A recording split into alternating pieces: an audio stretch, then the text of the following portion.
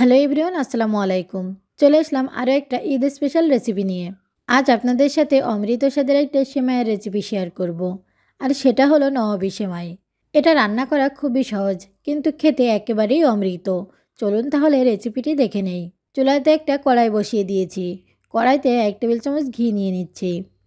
ঘিটা গরম হয়ে গেছে। এখন এর মধ্যে দিয়ে দিচ্ছি কিছু কিশমিশ আর কিছু কাঠবাদাম কুচি। বাদাম আর কিশমিশগুলো ভেজে নিব। চেষ্টা করবেন ঘি অথবা বাটার নিতে, কিন্তু তেল নেওয়া যাবে না। তেল নিলে কিন্তু নবাবী সেমাইয়ের অথেন্টিক সেই স্বাদ বা ঘ্রাণ কোনোটাই পাবেন না। বাদাম আর কিশমিশ ভাজা হয়ে গেছে। এবার এগুলো উঠিয়ে নিচ্ছি। এবারে ঘিয়ের মধ্যে আমি হাফ কাপ কোরানো নারকেল নিয়ে নিচ্ছি। নারকেলটা অপশনাল, চাইলে এটাকে স্কিপ করতে পারেন। আর দিয়ে দিচ্ছি 1 প্যাকেট লাচ্ছা সেমাই, সাথে 1/3 কাপ চিনি নিয়েছি।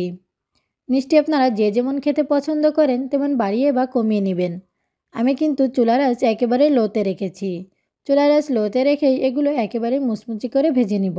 এবার এর সাথে অ্যাড করে দিচ্ছি গুঁড়া দুধ। আমি এখানে হাফ কাপ গুঁড়া দুধ নিয়েছি। দুধটা একবারে সব না দিয়ে অল্প অল্প করে দিব আর খুব ভালো করে মিশিয়ে নিব। সেমাইগুলো ভাজা হয়ে গেছে। এখন আমি চুলাটা বন্ধ করে দিচ্ছি। এখান থেকে অর্ধেকটা সেমাই আমি একটা কাচের পাত্রে উঠিয়ে নিচ্ছি। স্প্যাচুলার সাহায্যে সেমাইগুলো একটু চেপে চেপে সব দিকে সমান করে দিতে হবে।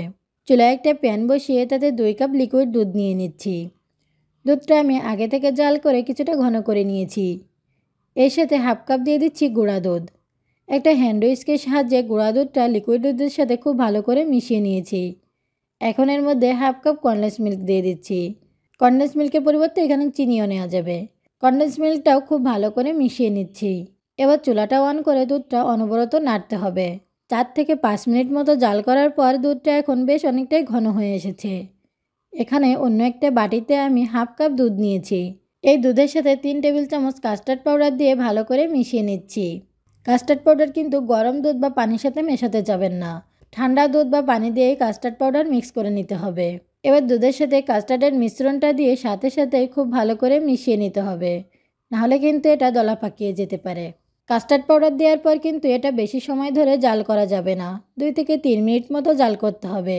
খুব বেশি সময় ধরে জাল করে কাস্টার্ডের মিশ্রণটা কিন্তু খুব বেশি ঘন করে ফেলা যাবে না। আপনারা হয়তো দেখে বুঝতে পারছেন ঘনত্বটা কেমন হয়েছে। এখন এটা গরম অবস্থায় সেমাইয়ের পাত্রে ঢেলে নিতে হবে। গরম কাস্টার্ডের মিশ্রণ নিচের সেমাইটাকে সেদ্ধ হতে সাহায্য করবে। এবার উপর দিয়ে বাকি সেমাইগুলো দিয়ে এভাবে একটু হালকা করে চেপে চেপে দিতে হবে।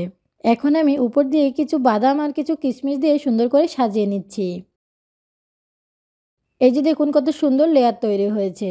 এবার এটা ফ্রিজে রেখে দিব 3 ঘন্টার জন্য। তাহলে সেমাইটা পুরোপুরি সেট হয়ে যাবে। 3 ঘন্টা পর এখন সেমাইটা আমি ফ্রিজ থেকে বের করে নিয়েছি। এখন একটা ছুরির সাহায্যে সেমাইটা কেটে নিচ্ছি।